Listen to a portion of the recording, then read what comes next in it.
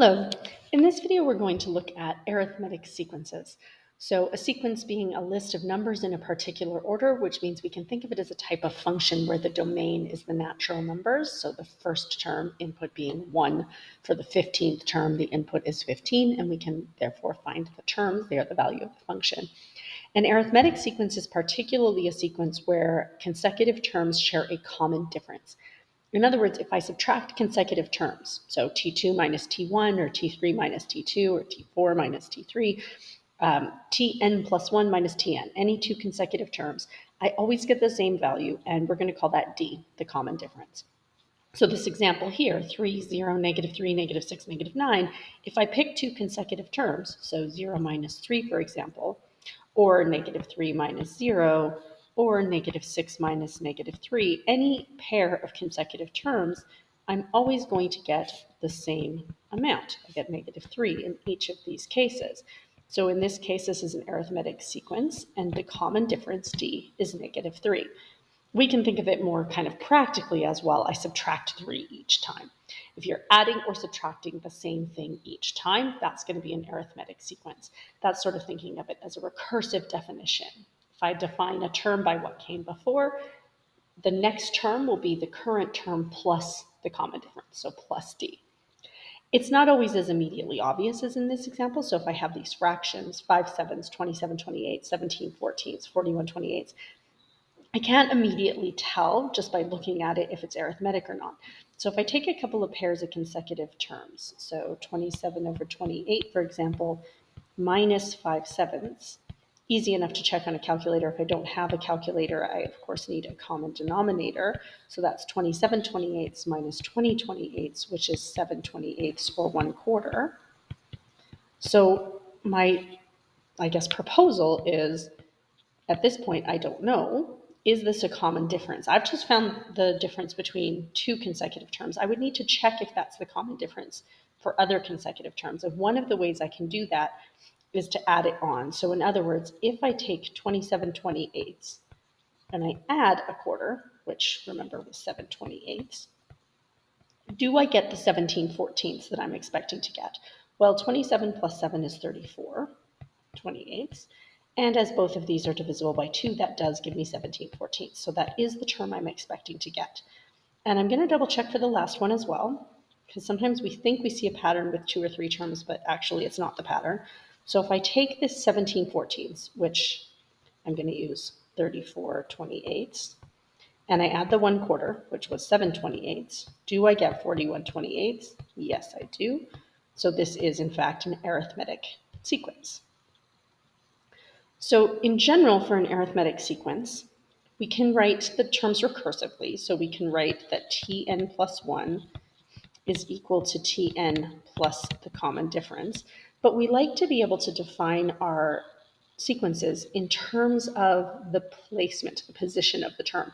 So in other words, if I want to calculate the 100th term, I don't need to know the 99th term. I'd like to just be able to calculate it straight from the number 100.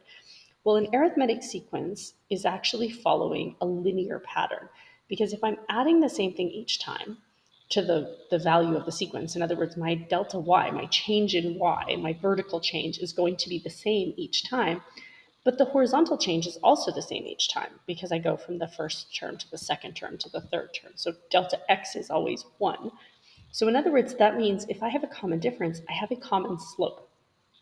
So this is mirroring y equals mx plus b, where x is being replaced with n because I'm dealing with just natural numbers instead of all real numbers. The common difference is somewhat equivalent to slope. It's not a continuous relationship because the sequence doesn't exist when n equals 2.3, for example. It only exists at positive whole numbers. And then, so when I'm dealing with mx plus b, m is equivalent to the common difference, d. B, remember from our linear equations, is the y-intercept. In other words, the value of y when x equals 0. Now, n isn't 0. There's no such thing as a 0th term. However, hypothetically, if there were a 0th term, that would be the y-intercept. So this is just sort of a hypothetical term that doesn't actually exist. But what I'm thinking is, if there were a term before the first term, what would it be? Well, if there were a term before the first term, the way I would calculate it would be to take the first term minus the common difference. So in the first example here, if hypothetically I had a t0, what would it be? Well, it would have to be 6, because if I went one more in that direction, I would have to add 3 on, so 3 plus 3 would be 6. If in this one, if I had a t0, it would be 5/7 minus 1/4. So 5/7, of course, being 28 over 28, minus 7 over 28 would be 13/28. That would be sort of my 0th term. Again, not really a term in the sequence, but it goes into the equation. Now this equation is, so let's actually write the equation of each of these. In the first case, Tn would be the slope, or the common difference, -3, times n, and then plus the 0th term if it existed. So I can test this formula by saying, okay, well, 1, 2, 3, 4, the 5th term should be -9. Is T5 equal to -9? Well, -3 times 5, because 5 is n, plus 6. -15 plus 6 does equal -9, so that formula does work out. In this next example, Tn, well, the slope is the common difference, so that's 1/4, times n, plus the 0th term if it existed, 13 over 28. And again, we can test this. Let's test it with T3. So T3 should be 17 over 14. So 1/4 times 3 plus 13 over 28. Remember that 1/4 was 7/28. So if I multiply that point by 3, I have 21/28 plus 13/28, which together adds up to 34/28, which we saw before was in fact 17 over 14. So this does work out. So each of these has a general formula, a general term, an equation that essentially lets us calculate any term without having to populate the whole sequence. Now this formula here that I've written, the Tn equals dn plus T1 minus d, often gets rewritten as this. So Tn equals T1 plus dn minus d, which we can factor. So T1 plus d times n minus 1. So that's another way of thinking about this, to say, for my sequence, I'm going to start with the first term, and then I'm going to add some multiple of the common difference. And the number of multiples that I add is one less than the term I'm on. So if I think about this, for the 5th term here, how many times have I added d? Well, 1, 2, 3, 4. So for the 5th term, I've added d 4 times.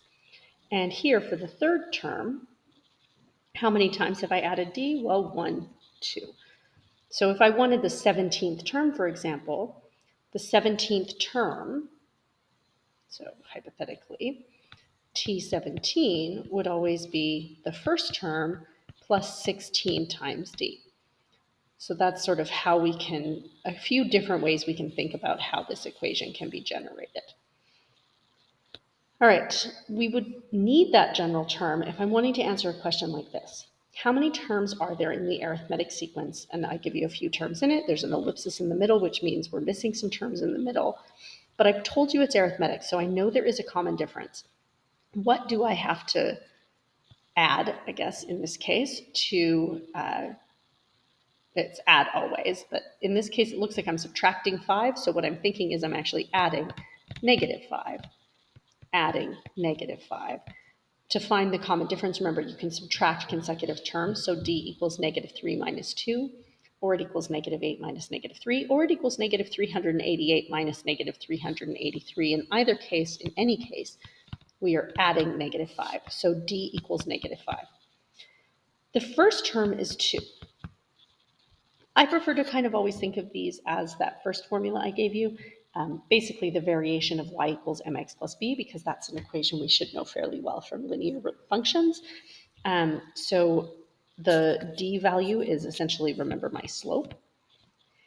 And I need my y-intercept, which is the 0th term if it existed. So in other words, if there was a term before this 2, what would it have to be? And since I would have to go the other way, instead of subtracting 5, I would be adding 5, that would be 7. This means that the general term of this formula, this sequence, is Tn equals -5n plus 7. If you wanted to test this, you could check that, for example, -8 I know is the third term. So if I were to substitute 3 in here, -5 times 3 is -15 plus 7 does give me -8. So this is the correct formula. Now what I'm looking for is how many terms. In other words, I want to know, if this is Tn, what is n? Because n would tell me then which term that is, which would tell me how many terms I have altogether. So in other words, -388 is -5 times some n plus 7. And if I can find that n, then I know how many terms there are altogether. So if I subtract 7 from both sides, I get -395 equals -5n. And -395 divided by -5 is going to give me 79.